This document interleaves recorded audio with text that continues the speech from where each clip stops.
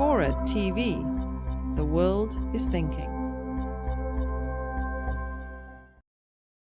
Well, let me first say that the truth is that Obama's policy towards Iran, I thought, was perfect.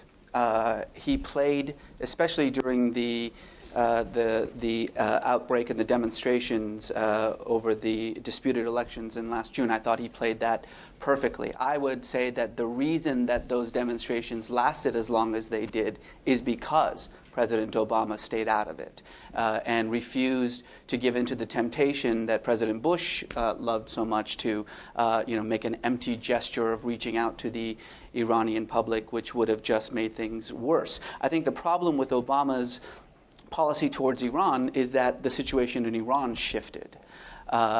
Make no mistake, Iran is facing by far the greatest social challenge to its system in the last 3 decades, not just from the Green Movement. The economy is on the verge of total collapse. The unofficial unemployment rate in Iran is about 40%. The annual inflation rate is almost 25%. As we sit here, the merchants in Tehran, very powerful economic body, are in their second week of a strike. The conservatives in Iran, now that the protests they came together to sort of push back against the protests. Now that that's over, the fracturing that has existed, the tensions that have existed, have come to the surface now, with the traditional conservative bodies in the parliament attacking Ahmadinejad, talking about impeachment proceedings. Ahmadinejad attacking the traditional conservatives over his control over Azad University. And then, of course, now we see this back and forth between the clerics, where the clerical elite have completely turned their backs against Ahmadinejad. Ahmadinejad has returned the favor, saying not too long ago, quote, that the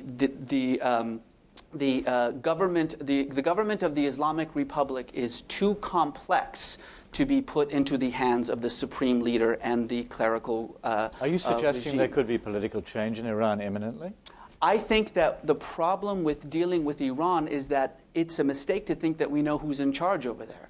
We don't know what's going on. The situation in Vienna and last October is a perfect example of this. Of course, we sent the highest bilateral meeting between the United States and Iran, inked a pretty good deal that would force Iran to get rid of some 75% of its enriched uranium. Ahmadinejad's man was the person who actually got that agreement together. When it came back to Iran, it was scuttled by the reformists, by the people on the left, by Mousavi, who actually spoke out against it.